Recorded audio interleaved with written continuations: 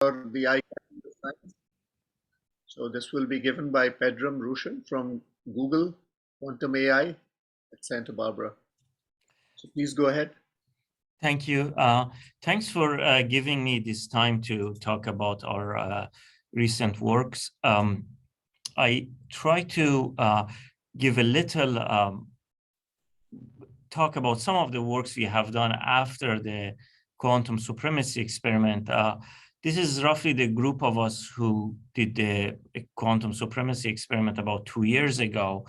And we wrote about it. And this is generally considered at the beginning of the NISQ era, where we are hoping to do something with our processors, which are noisy, and they are very prone to various sorts of errors. And we're trying to see what kind of physics, condensed matter, and chemistry problem possibly we can do, besides a problem which was very highly contrived to be solved by our processor.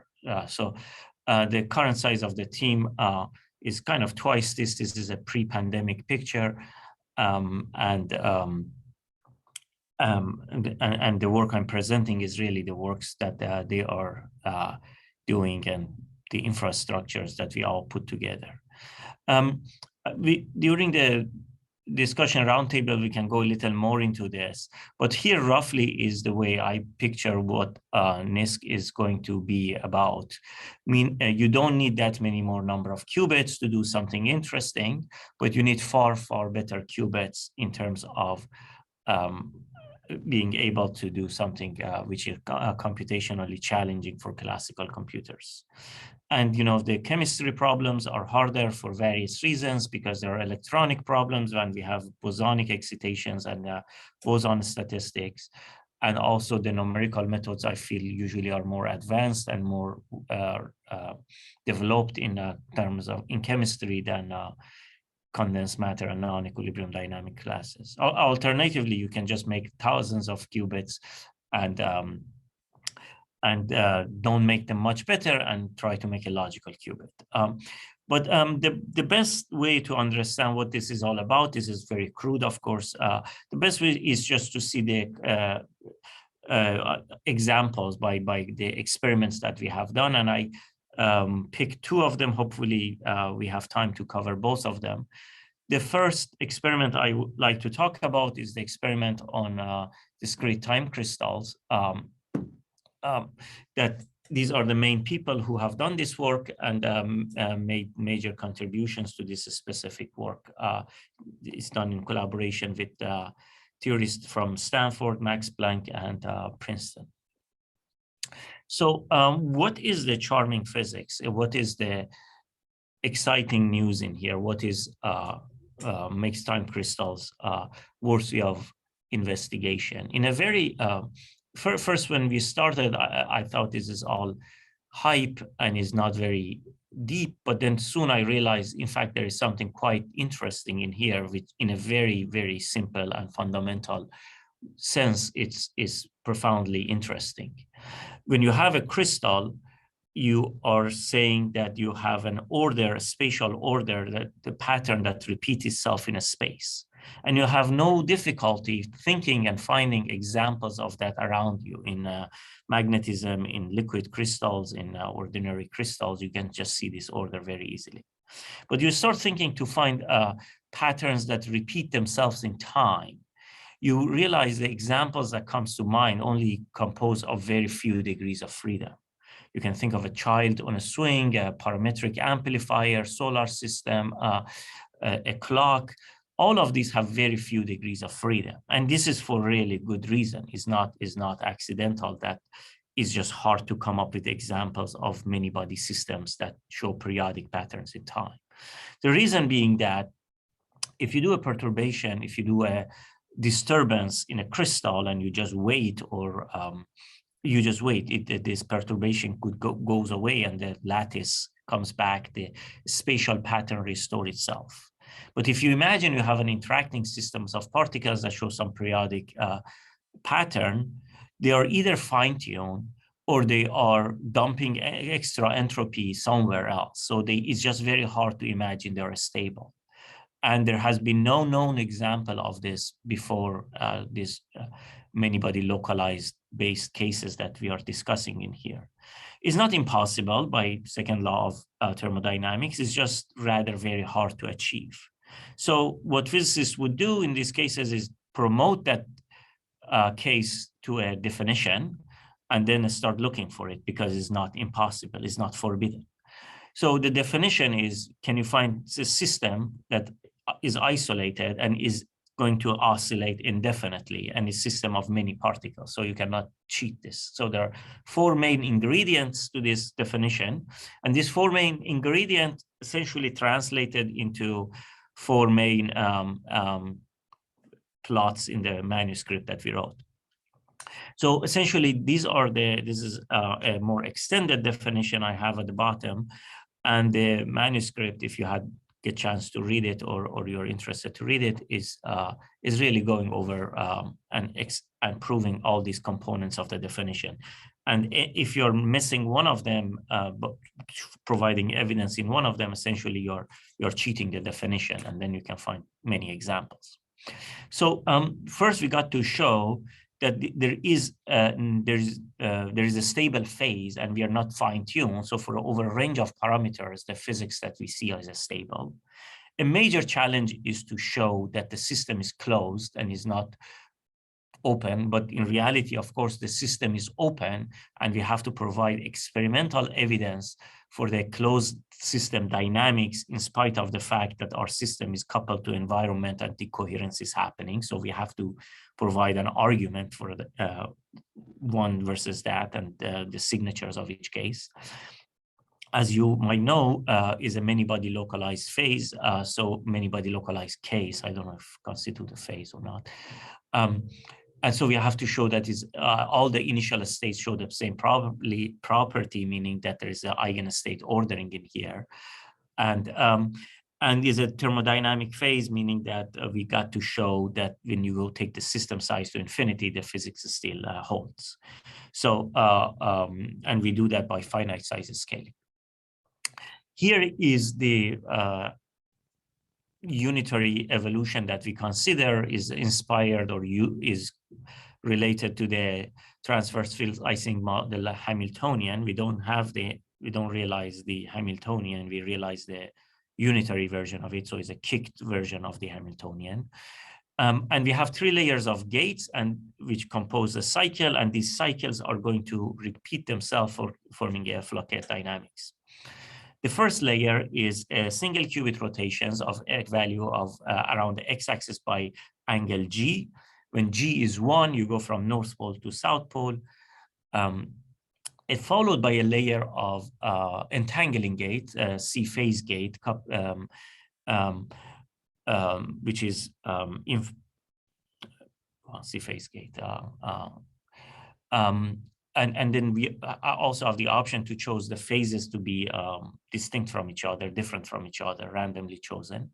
And then we have the notion of disorder, and we can realize some level of disorder in the system, in the landscape, and that's captured by local detuning of the qubits, local field. And this is in this order we apply them, and we repeat that over and over again. There is some thing I want to highlight in here, and that is very crucial, and in the manuscript we really emphasize that. It's very crucial that the Ising coupling be non-uniform. And I'm giving you a hand-wavy argument what goes wrong if this Ising coupling were uniform. You rotate the qubits with x to the power of g, and let's say g is close to 1, so you completely rotate all the qubits, and they see this disorder formed by z. And then you rotate them again close to complete flip, and then they see the disorder again, but in the eyes of the qubits, this disorder landscape is now totally inverted. So the disorder effectively would be canceled out, and you will be left with no disorder in this hand-wavy argument, and hence achieving many-body localization is very hard and practically impossible if you really pay close to details of it. So in the absence of non-uniform coupling, it's hard to achieve many-body localized. And you can find even evidence of that in the history of jazz and rock music, that it was mentioned that you really have to be careful with these kind of things. So let me start with some boring physics, and that is 20 independent qubits, no entangling gates, and we're just going to rotate them with around their x-axis by magnitude g, by angle g, essentially. And when you rotate them, when g is 1, you just go up, down, up, down. This is the z projection values that you see, and the Fourier transform on the far right shows the same thing. And when g is less than 1, and you don't complete your rotation in one shot, and it takes more, and then you see this beating pattern, and the Fourier transform is on the far right. You see 2 peaks there. This is not anything fancy. It's a single qubit physics, but you're just doing 20 of them simultaneously. And you can make g smaller and smaller. The same physics repeat itself. So 20 independent qubits. Something quite interesting happens when you introduce the coupling now. And that brings some phase locking. You see, you take the g away from 1, yet the response of the system is locked at 1. And that's quite interesting. But it's not unheard of classically. And it's essentially interaction-induced phase locking. And that's what we do when we go to concert and start clapping at the end, and we sync to each other and we clap at the same rate at the end. This is, human beings can do it, fireflies can do it. Is nothing quantum about this. It's just phase locking. So this is nothing to be promote to a new physics that doesn't have any counterpart in classical realm. Schematically, I'm showing you, you have a chain of spins, you flip them, they go to another configuration, you flip them back, you get back what you had on the original configuration. Cycle 1, 3, 5, and cycle 2, 4, 6, so on, they are showing the same physics. They're showing the same Z projection at the end of the day, down to phase locking. You have to prove far more to prove that we have, provide evidence that we have this time crystals. One thing which is really a major headache to overcome is the notion of closed system dynamics, internal thermalization dynamics versus decoherence down to coupling to environment. To provide evidence for that, to argue that this decay that you see is down to decoherence or down to thermalization, which would defeat many-body localization, what we have figured out we could do is we can create a very fancy identity operator. You evolve the system forward, and in the spirit of Low-Schmidt echo, you evolve it backward, and nominally or theoretically, you got to get identity. U times t, u to the power of t, applying t times, and u dagger to t times, they got to perfectly cancel each other. In the lab, we get the black curves in 2 cases for 2 values of g, and it just perfectly, it forms the envelope of what we see. And this is purely down to the decoherence, to the coupling to the environment. Otherwise, it should have been 1. We can divide the blue signal by the black signal, and that's what you see on the lower panels.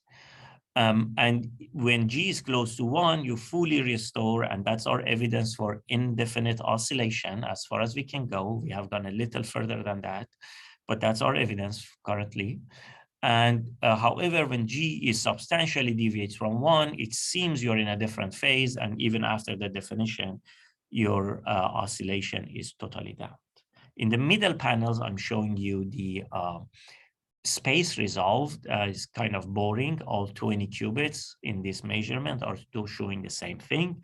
And, you know, you cannot really distinct early oscillation from late oscillation. So this is our evidence for indefinite oscillation.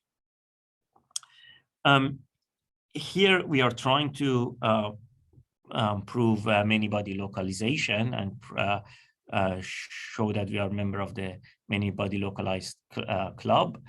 The way to do it is a little inspired by out-of-order time correlator physics, or maybe even closer to the spirit of absence of diffusion as original paper of Anderson. And the idea is you have initial state and you perturb that initial state and you consider these two configurations. And in the absence of diffusion, that perturbation in the initial state should not propagate that far. You have initial state, which all 20 qubits are 0. And then you have another initial state, which only the qubit 11 is flipped. And in the absence of diffusion, if this event happened at qubit 11, when you go a little further down the chain to qubit 14, you should not see any difference. And that is happening with these 5 values that coupling the CZ phases are non-uniform. When you have localization, qubit 14 couldn't care less about the initial state at qubit 11. When phi is uniform and the cancellation I mentioned prevents the many-body localization, you can see that even you come up to qubit 14, 3 qubits down the chain, the difference in the initial state is seen, and hence the disturbance has propagated. The color plots are providing more evidence for the same physics. A disturbance at the color is this hybrid quantity that experimentalists are very convenient for them to define. The color is indication of the absence of diffusion in the many-body localized case, and diffusion in this case, that propagation, that the excitation gets there. And here also we are offering some line cuts into it. And this is for the experts. I don't have time to go over it. This is talking in terms of the eigenstates of the unitary. It suggests that there is a phase transition from something that is all the eigenstates are localized versus some case that some of them possibly are localized. Okay, so many-body localized means eigenstate ordering means all the initial states should do the same physics. Okay, what is my evidence for having all initial states doing the same thing? Well, the most naive thing you would do is that you go and prepare different initial states and you look at their dynamics, right? That's what every experimentalist probably first intuitive response would be. So, and then we prepared nil initial state, up, down, fully polarized, all up, and random is a mixture of up and down initial state. And we look at its dynamics as a function of number of cycles for 2 cases of our favorite. Again, we are trying to emphasize that in the absence of many-body localization, the response depends on your initial state. When you're fully many-body localized, regardless of your initial state, the system shows one typical standard behavior response. Okay, 3 initial state may not be sufficient. We go to 500 randomly chosen initial states, and I'm showing you the histogram of the response of the system as measured, I forgot, at 15, so somewhere down at a given cycle, you know, what's the size of the response. And you can see that in the case that we are identifying as being many-body localized, the sigma over mu of the distribution are much tighter, and the random cases we chose are all within the distribution. But on the other hand, in the absence of many-body localization, when you're not in the correct phase, you are away, and the distribution is wider, and the bit strings that you might thought it would show the typical behavior of the spectrum are indeed not doing a good job, and they are really far and to the tail of the distribution and whatnot. Are these questions for me, chat? I'm not very good Zoom person. If there is a question, please just stop me. Yeah, there's no questions. There was a question whether your earlier data was some simulation or was it actual experimental? Oh, sorry, the data quality was so good. I'm sorry. Which data? happy. The very early, maybe all of them in some sense. Yeah. No, I would not show you guys simulation. No simulation whatsoever so far. No, I don't have any simulation on anything. Yeah, no simulation. Thanks. Sure. Okay. Okay, so this is 500 different initial states, and it may be good, but it's not really good enough. 500 randomly chosen initial states only constitute 0.5% of the available Hilbert space of the system. In a chain of 20 qubits. We have 1 million dimensional Hilbert space, so we get to do a better job. And, you know, we also got a warning from our experimental guru who said that you guys are not doing a good job, and he was not pleased with us. He said you should use typicality. The idea of typicality is if you have one Haar random state, that if it's fully Haar random, it would show the typical behavior of the spectrum. So one measurement, after you're convinced that the state was fully Haar random, one single measurement tells you the typical behavior of the system. That's the assertion. That's the premise that we are going to build on. This slide is getting a little complicated, so let me walk you slowly through it. Maybe I have to make a confession too. I have been showing you Z0, ZT so far. I was showing these two time-correlated functions for you all these times, but I have to make a confession, as you probably noticed, that a Z of 0, since it was a product state to begin with, can be dropped out of the expected value. So I measure Z of t, and then I multiply by its value simply at time equals to 0. So it was not very genuine time correlator in a sense. However, now we got into trouble because now we have to make fully Haar random states and run our circuit after that. So we are going to start with the bit string and apply a scrambling circuit, and we make a Haar random state to the best of our knowledge. But this state now cannot be measured. The two-point correlation function measurement of that, it gets tricky. So from the original pulse sequence, from the gate sequence I showed you, I have made two modifications. One is to go from bit string to fully Haar random, and that is the scrambling circuit. I get to it in a second. And now I have to measure ZTZ0 over an arbitrary state, which is not a product state anymore. It's this size S scrambled. And that cannot be done simply by it takes a trick, and the trick is a standard textbook trick, which is if you couple using CZ gate, the qubit that you want to measure ZTZ0 with an ancillary qubit, which was originally placed on equator by plus X, on plus X, then a simple measurement of the X is mathematically identical by measuring two-point time correlated function I'm mentioning. So I don't know how to talk it more intuitively, but part of the complication of this circuit is coming from this little piece of math. And you might think that putting in an equator and entangling is essentially giving you two clocks that run forward, or two circuits in superposition running forward or backward. These are all interpretations that you can have for yourself, but also you might choose not to do any of that and just look at the math, and you will see that ZTZ0 can be obtained and is mathematically equal to expected of X on an ancillary qubit, which was originally placed on the equator. So that's this little complication you see in here with CZs and whatnot.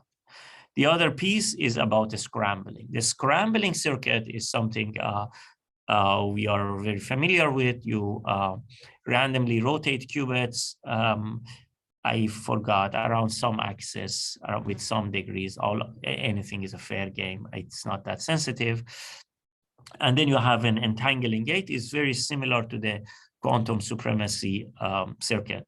So you can do this various number of layers, and you can do a better job in scrambling, starting from a product state that you had in here. So K is 0, you have product state, K becomes very large, you have a random state. So this is the physics of the circuit. Let me show you some results. ZTZ0 now measured by this trick I mentioned shows similar behavior.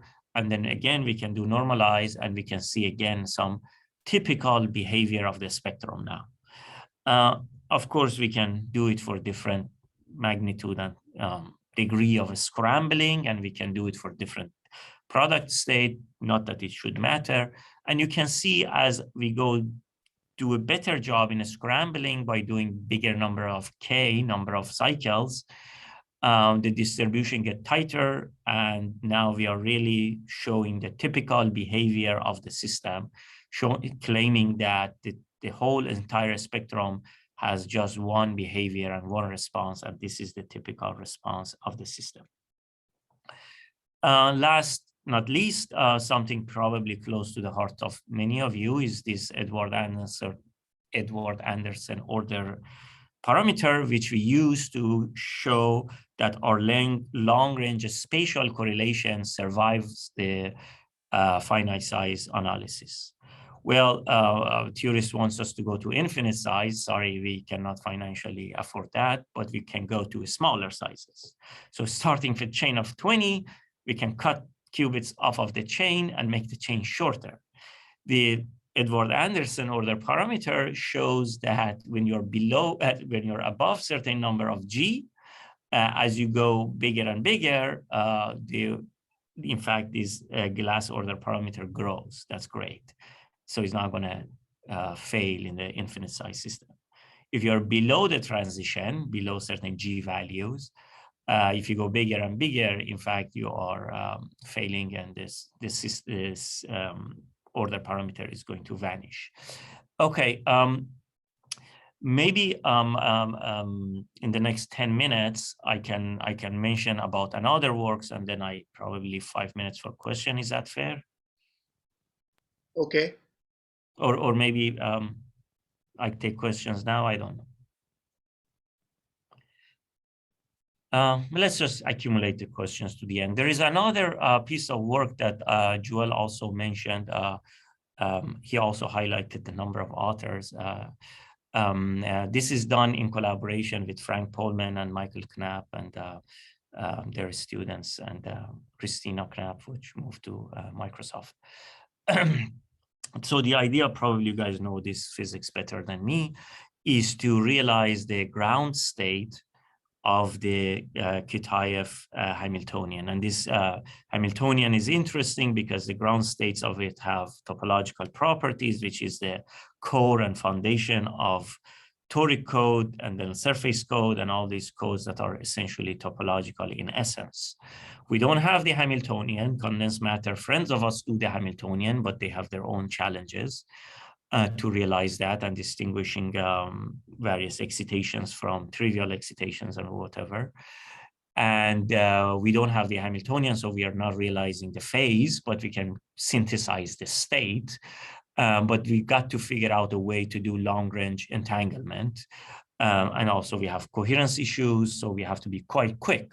So we need a clever protocol to realize this ground state. So if we manage to realize the ground state, as I explained to you in a second, the Hamiltonian that Kitaev wrote has this, it comes in the product of these 4 Pauli operators or stabilizers. And if you measure the parity of these expectation value of these terms, as I'm showing you here, you can see that indeed, at least with this number of measurements, it seems we have really just synthesized the state. How would you do that? You have to be clever, or you have to partner with someone clever. And they would give you a very good pulse sequence that would synthesize this ground state for you. And the insight comes from the fact that the ground state is the superposition of all plaque configuration. I forgot to mention what plaque is, probably you know. Kitaev wrote a put the qubits in a grid, and every time they form a block together, this is B, you write the 4 X terms, and every time they form a star, you write the star or vertices term. And then you realize that after you write this Hamiltonian, the ground state of it is really have all equal superposition of all these block configurations. So this is the insight behind this sequence of operations. You put all the qubits on, or the top of each block. You put it on by applying Hadamard, you put it on equator, and then you go with a sequence of C0 gates, which you got to get clever in the order you're applying them. And essentially you create some entanglement, if you wish, and you're kind of diffusing it out to the edges. You got to get, be careful with the order you're doing it, but it's very interesting with the number of operations, which is linear in proportional to one dimension of the system, not n squared, just one n. You can realize this ground state, and by measuring these stabilizers, you can kind of get a sense of the fidelity that we can do this operation on. Probably closer to your heart is to measure entanglement entropy of these subsystems. Imagine in a big region you have created this ground state, and the entanglement entropy of each subset as it entangled with its surrounding, in fact, is a very simple relation. It has a very simple number at the end of the day. Log 2 is there to make peace between condensed matter people and quantum information people, so that trivially we can ignore. But any subsystem that you like, you can draw a boundary around it, you can draw a closed loop around it, and you can count the number of the plugs that you cross. And that number -1 is your entropy.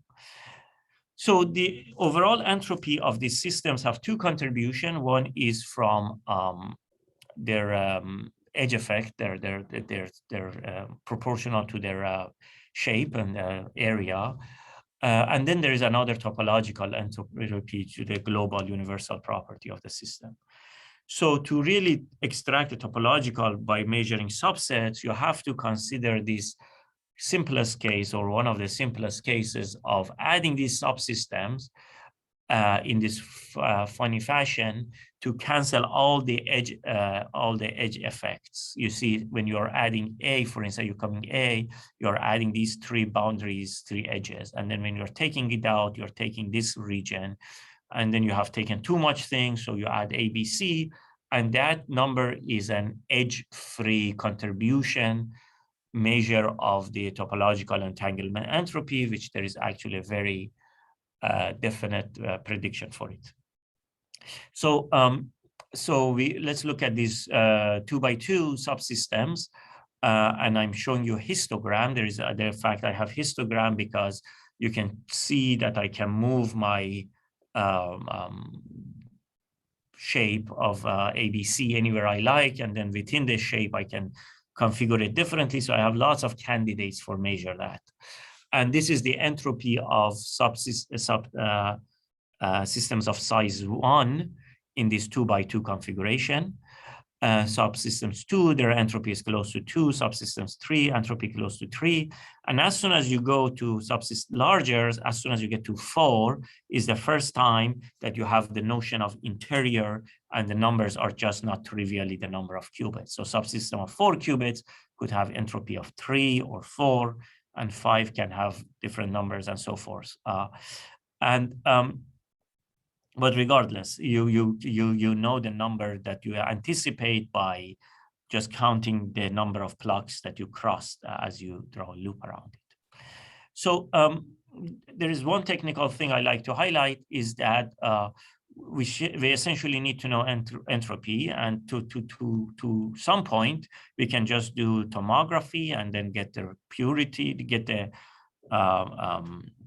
density matrix and measure log of its trace row squared, and good to go. That would work up to 5-6 qubit. Just to go beyond 6, and mainly maybe what I'm saying, just to do this number, the subsystem of 9 qubits, this would take you far more time to do with tomography. Is impossible. we picked up an idea developed by Peter Zoller's team. I'm sorry, I'm not citing them in here. And this is saying you don't need to do tomography if you want to approximate Rene entropy. And what you could do is to do some random rotation at the end and then look at the correlation of the bit strings you're recording. And that would tell you about trace of rho square. It doesn't give you rho, but it provided a very good, honest to God approximation for the trace of rho squared. So you can read the Rene entropy from that. So there's a whole physics to get just this guy. But you get these, now you have every term in the summation, and you can be from all the configurations you had. So you can have a histogram of topological entanglement entropies. And that's what you're seeing in here. And the prediction number is got to be -1 log 2 or not, depending what community you're coming from.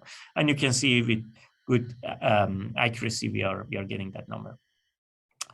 Okay, maybe I spend 2 minutes on this and I take questions.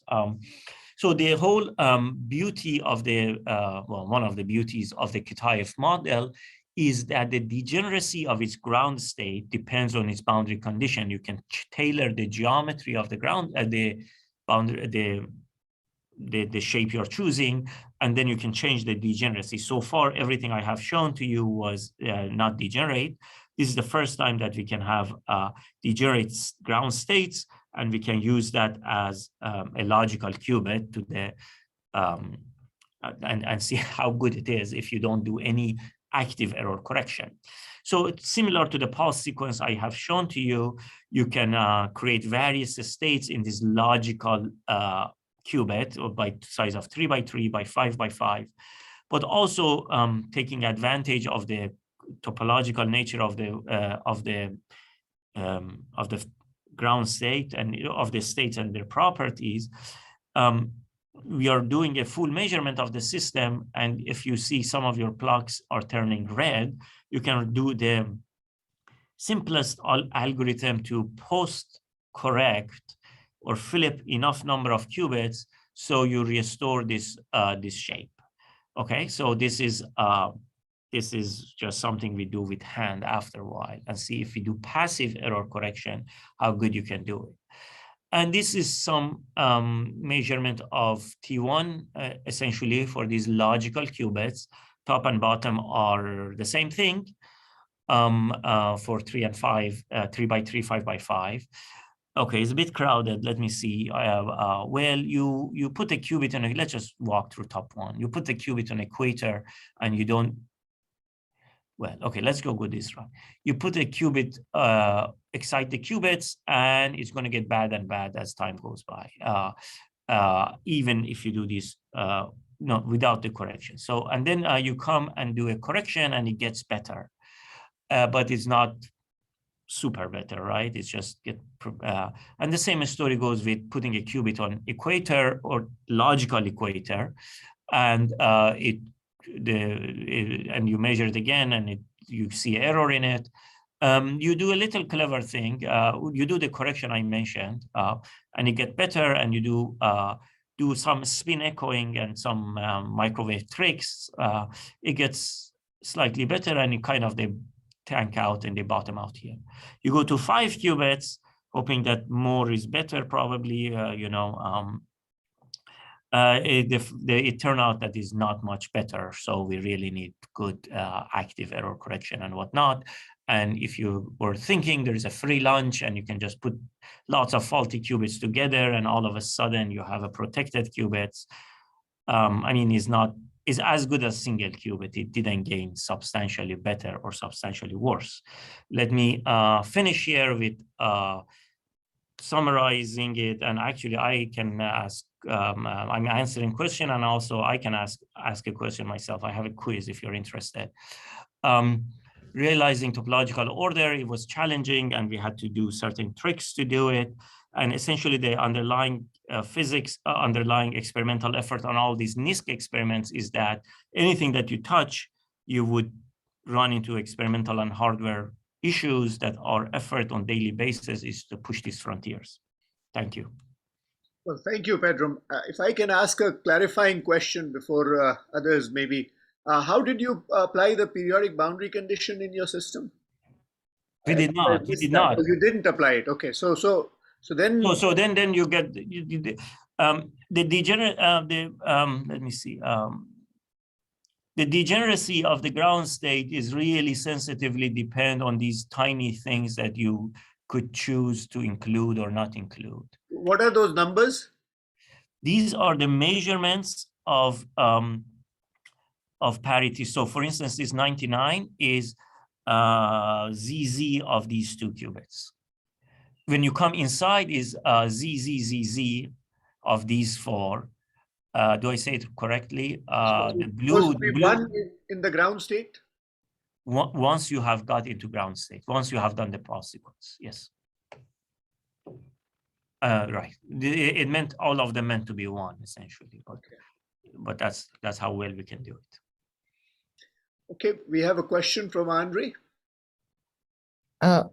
Yes, Pedram, I was going to ask, so in order to access different topological superselection sectors, right, the way we often visualize it is by threading a flux through one of the two openings of your torus, if you think of this being having periodic boundary conditions. Now here, once the boundary conditions are open is what you have, right? I think you alluded to it at the very end slide, and that there is a way to connect, but for that, what do you need to do? Do you need to flip a row of spins along, let's say, all of the right edge? Is that what you do? I don't know, but if that comes to be the case, I think we can do that. Yeah. Imparting a flux, let me see, imparting a flux. Well, okay, a couple of things. We're not going to do torus, and I'm happy to see there are works even related to fraction quantum Hall, and people are trying to open that torus and see how much of the physics survive and whatnot. I'm not much familiar with the cases on Toric code. If you open it, what properties of this Hamiltonian goes away. But when it comes to magnetic field, I mean, if we have to impart complex hopping or flux, is not hard at all. So we can do that, but you're right. It comes down to applying something at the boundary or something. Yeah. Mm-hmm. But correct me if I'm wrong. If the idea was, I mean, how to engineer this in practice, that I don't know. Maybe you could think of it as voids in a matrix of qubits. But I saw the idea of the Toric code was to encode the information, the logical information in the superselection sectors, not in the states of individual qubit. That is, you might have, huge torus of, I don't know, 200 qubits, but you only care about superselection sector. So if you can't change superselection sector because you have open boundary condition, there's just one, then how are you encoding your information? What am I missing here? This is the measure. So here, by playing with the boundary condition, we generated degenerate ground state, which if we had the Hamiltonian, it would have been gapped below the other excited states. But here we don't have the Hamiltonian, so we are very susceptible to all sort of coupling and to the environment. But otherwise, it's a prototype experiment which says this is the logical state. And what I'm showing, you see, we are saying the vertical axis here is the logical error probability. So there is this majority, it appears in the form of a majority vote, or you see what I'm saying? Right. So I guess maybe if you could clarify. So I guess the practical question would be this: exactly what do you do on the boundary to put the state on the equator of the Bloch sphere? How exactly do you do, 1 over square root of 2, 1 plus 2, where 1 and 2 are the two super selected states? So, okay, so you can see the points and their fidelity inside this logical Bloch sphere, and you're asking, how did we got there? Correct. How did you get the purple points at But maybe what you have to, we don't have the Hamiltonian, and everything essentially translated to a sequence of gates. So by modifying this gate sequence, I'm not showing you, this meant to give you to 0. You can see if you import some angles to it, you get to these superpositions. Like you imagine you change your Hadamard or you apply something in between. This all translates into gate sequence because is not the intrinsic topological property of the system. It's just synthesized. Okay, so in practice, you apply a different sequence of gates. Yes. And what you've shown is that the state you get is nearly degenerate with the one you started from. If I could add all the expectation values to form energy, I would see that. Mm-hmm. But again, this is not the Hamiltonian of the system. There's no notion of energy in that. Mm-hmm. Yeah, if you ask me about energy, then I would write another sequence to measure the associated energy. Say, okay, this is the Hamiltonian. There's no natural way of measuring energy. Thanks. Okay, Daniel. Thanks. Yeah, so you mentioned in the first part of your talk on the time crystals, how you used this scrambling of the input bit string, right, in order to achieve this typicality, and it's a really beautiful bit of work there. But I just wanted to make sure I understand this, because my impression was that when you do as you alternate these